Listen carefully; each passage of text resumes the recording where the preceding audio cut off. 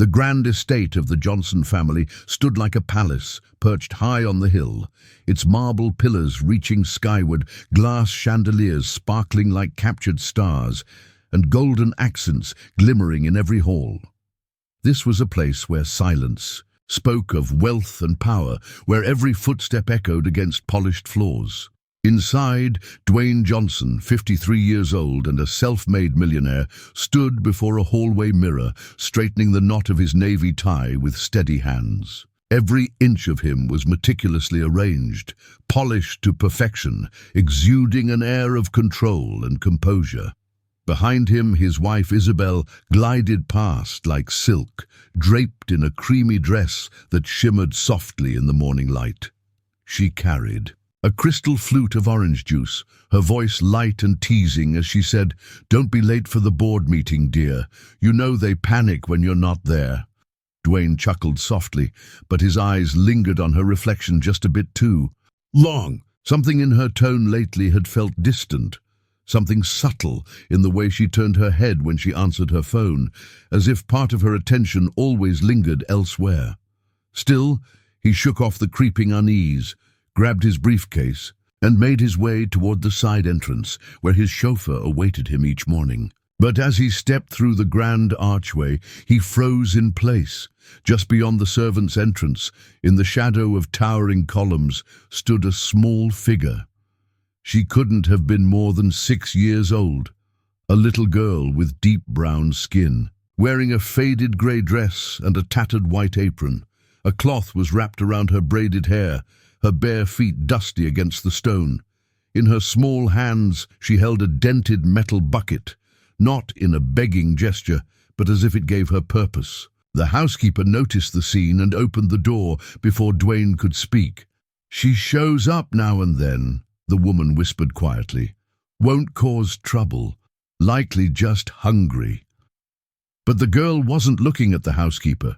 She was staring directly at Dwayne, her gaze steady and unflinching. Dwayne stepped outside, lowering himself to her eye level. "What's your name?" he asked gently. The girl looked away for a moment, then back at him, her voice small but clear. "Mira. Do you need food?"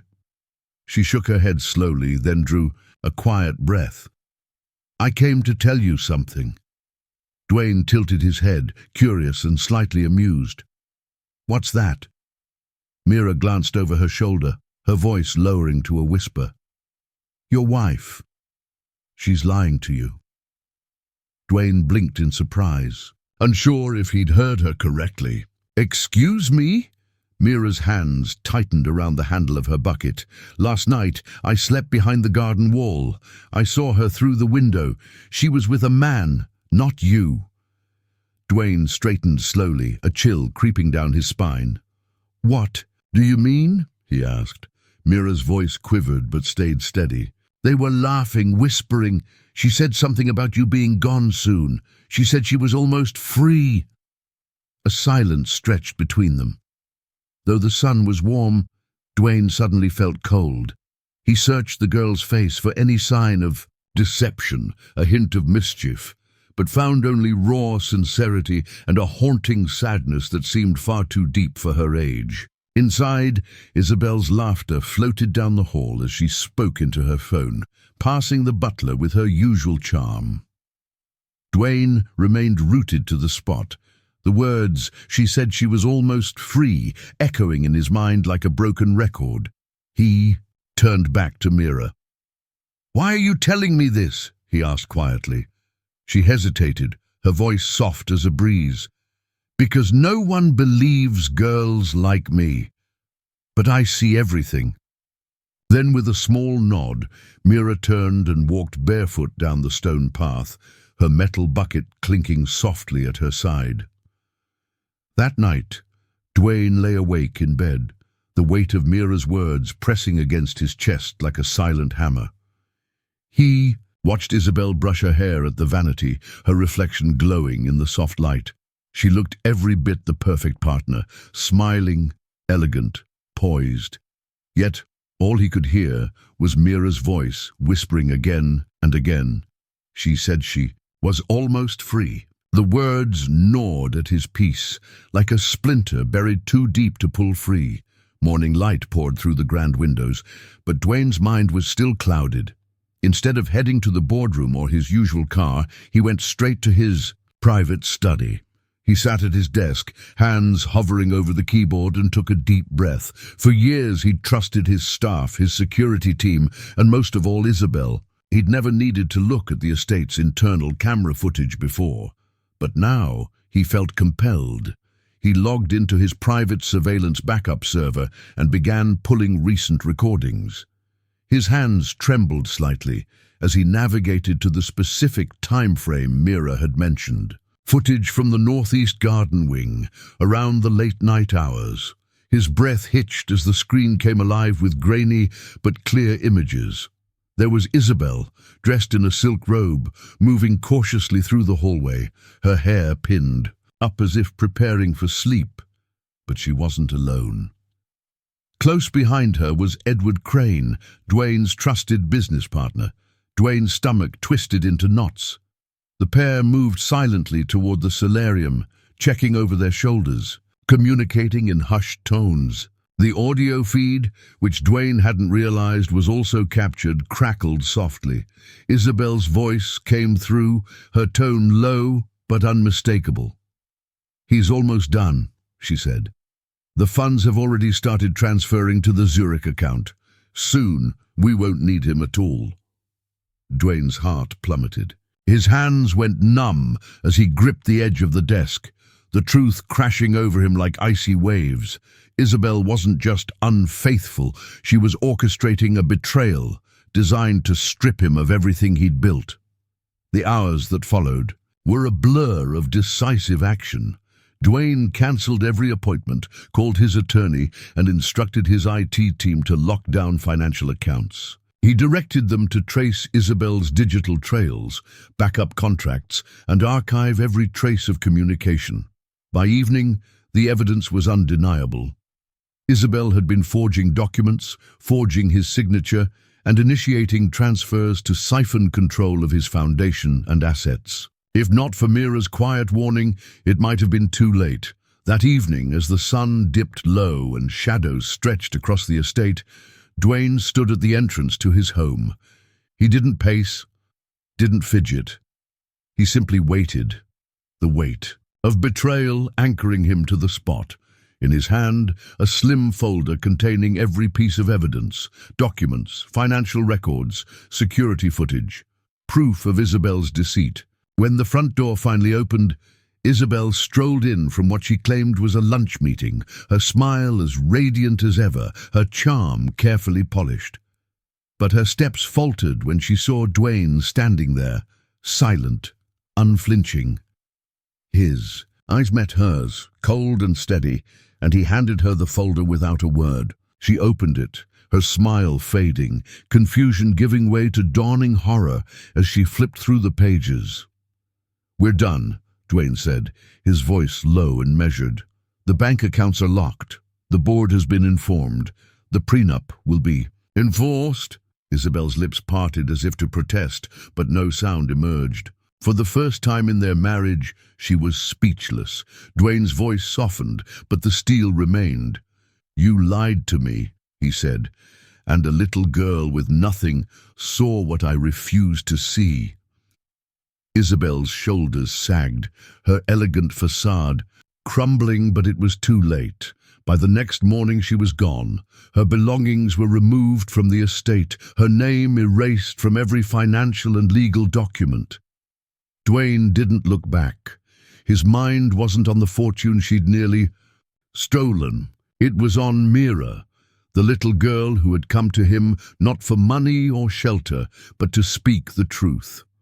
That morning, he directed his staff to contact local shelters, to search markets, alleys, and abandoned lots.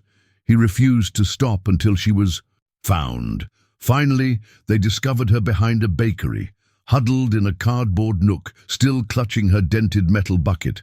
When the black car pulled up, Mira looked up, confusion etched across her small face. The car door opened, and Dwayne stepped out, this time not in a tailored suit, but in a simple jacket and jeans. He knelt before her, meeting her gaze, and said, "You saved me." Mira didn't speak, but her wide eyes glistened. From his pocket, Dwayne pulled a delicate gold necklace engraved with the word "seen" and placed it around her neck. "You're coming home with me now," he said softly. "If you want to. If you want."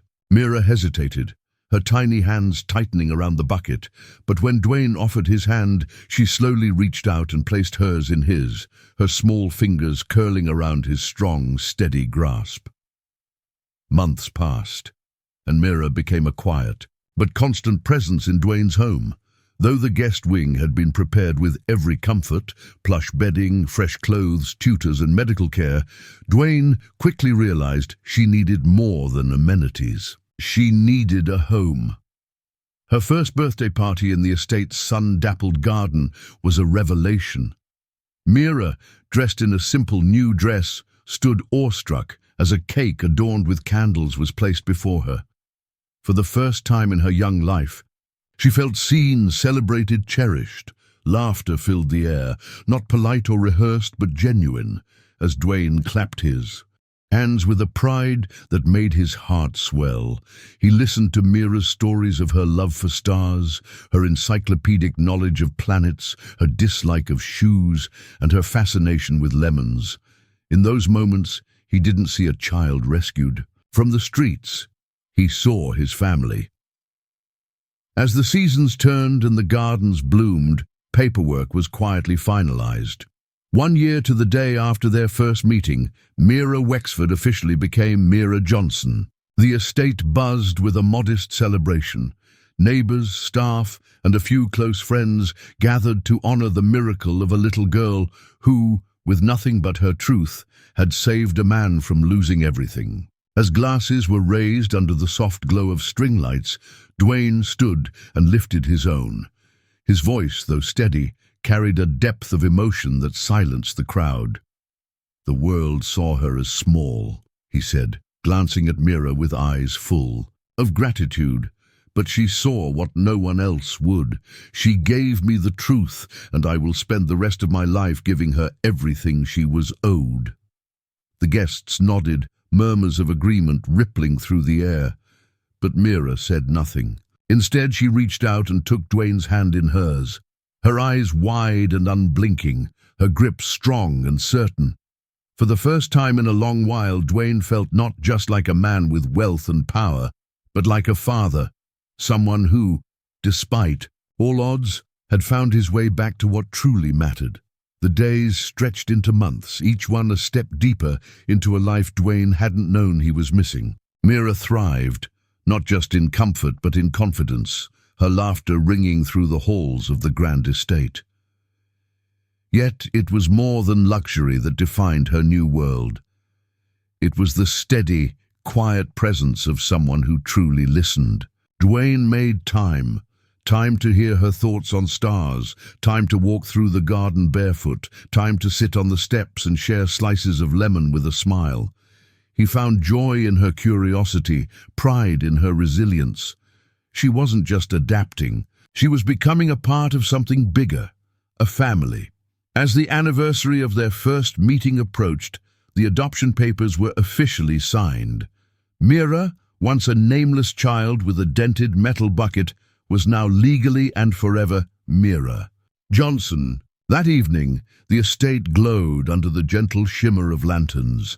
Friends, neighbors, and staff gathered, their voices low with admiration. When the time came for speeches, Dwayne stepped forward, his voice carrying not just the weight of his experience, but the lightness of gratitude. "The world saw her as small," he began, looking directly into Mira's eyes. "But she saw what no one else would. She gave me truth, and I will spend the rest of my life giving her everything she was owed." The room fell into a respectful hush, but in that silence there was understanding, admiration, and a quiet acknowledgement of something extraordinary. Dwayne turned back to Mira, offering his hand. Without hesitation, she took it, her small fingers wrapping around his, a silent pact between two souls. who had found one another in the most unexpected of ways. This was more than a legal change. It was a testament to resilience, to trust, and to the kind of love that isn't born of blood, but of truth. Dwayne sat on the garden steps that evening, Mira nestled beside him, her tiny hand holding his as they both gazed at the sky. Stars sparkled like promises overhead, scattered across the velvet night. Mira tilted her head up, her voice soft but sure. "Do you think the stars are watching us?" Dwayne smiled gently. "I think they always have." He had come to understand that some bonds are written not in contracts or wealth, but in quiet moments of trust, in shared silence under a starlit sky. For Mira, it was more than a home. It was a life reclaimed. For Dwayne, it was a second chance at family, at purpose, at seeing the world through the eyes of a child who never stopped believing in truth. As they sat together, Dwayne thought of all that had passed, the betrayal, the deception, and the unlikely courage of a little girl who had spoken up when no one else did. His heart felt both full and light, a balance he hadn't thought possible. Mira leaned against his side, her voice barely a whisper. "I'm not invisible anymore." Dwayne's throat tightened, his voice husky as he responded. "You never were. You just needed someone to see you." The next morning, as sunlight spilled across the estate's sprawling lawns, Dwayne and Mira sat at the breakfast table. She was describing the planets, her hands moving as if drawing them in the air, her eyes sparkling with wonder. Dwayne listened, truly listened, marveling at how much wisdom could be held in such a small frame. This was more than a new chapter, it was a new book entirely. And as Mira laughed at one of his silly jokes, her face lit by the glow of morning light, Dwayne realized something simple but profound. The greatest wealth in his life wasn't measured by bank accounts or property lines. It was measured in moments like this, in the warmth of a child's laughter, in the peace of a second chance earned and cherished. It was a quiet afternoon when the papers were officially signed, marking the end of a legal journey and the beginning of a new chapter for Dwayne and Mira. The adoption was complete. Mira Johnson was now, by law and love, his daughter. That evening, a modest celebration unfolded in the garden. Lanterns swayed gently in the breeze, casting warm light over the gathering of friends, neighbors, and the loyal staff who had witnessed Mira's transformation from a lost child with a dented metal bucket to the heart of the Johnson household. Dwayne stood before them, raising his glass high. His voice carried a steady strength, echoing with a gratitude that silenced the soft murmurs of the crowd. "The world saw her as small," he said, his gaze fixed on Mira.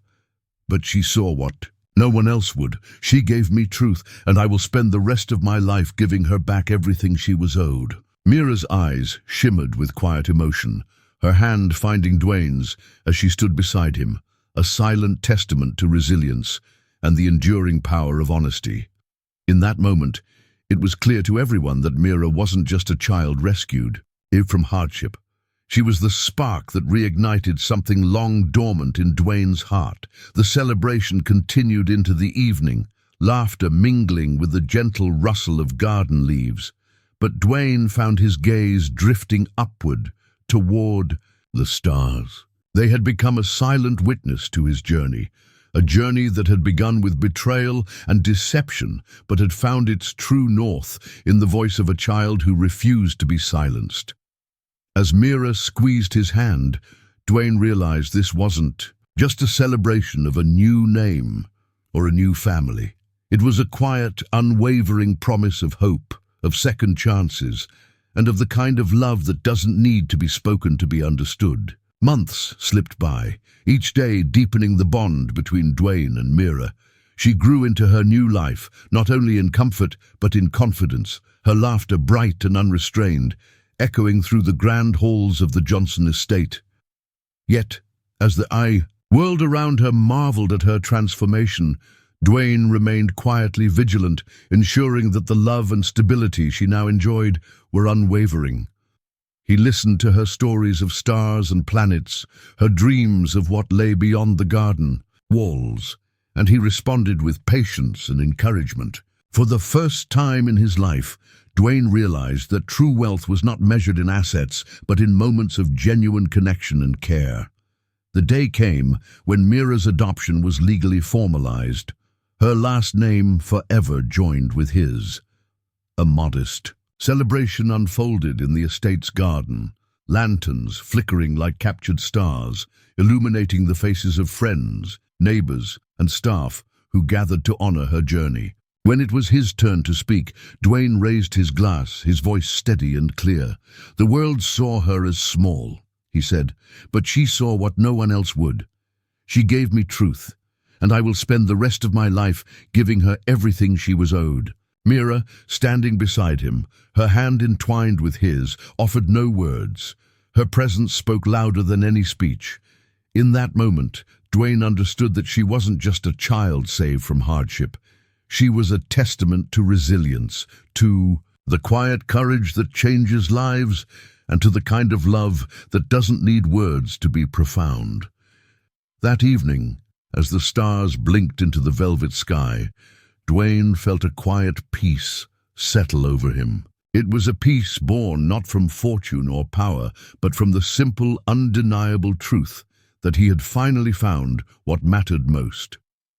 As the seasons changed, the estate remained a sanctuary, its walls no longer echoing with silence, but filled with Mira's laughter and the steady rhythms of life. Dwayne found himself not only the head of a household, but a guardian of her spirit, her dreams, her voice. One quiet evening, as dusk painted the sky in shades of gold and violet, Dwayne sat on the terrace watching Mira draw patterns in the air with her hands, pretending to trace the stars. Her smile was soft, her eyes shimmering with a light that only children carry. "You know the names of every planet," he said, his voice low with admiration. Mira's face lit up. "I do, and one day I'll name one after us." Dwayne chuckled, feeling a warmth that money had never given him. This child, this unexpected soul, had not only saved him from betrayal, but had shown him what it meant to be truly seen, to be part of a story that wasn't about power or wealth, but about connection. As the evening cooled, Mira whispered, "I'm not invisible anymore." Dwayne's voice softened as he reached out to brush a stray curl from her forehead. "You never were," he said.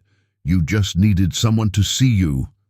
That night, as they sat side by side beneath the stars, Dwayne felt a quiet completeness settle over him.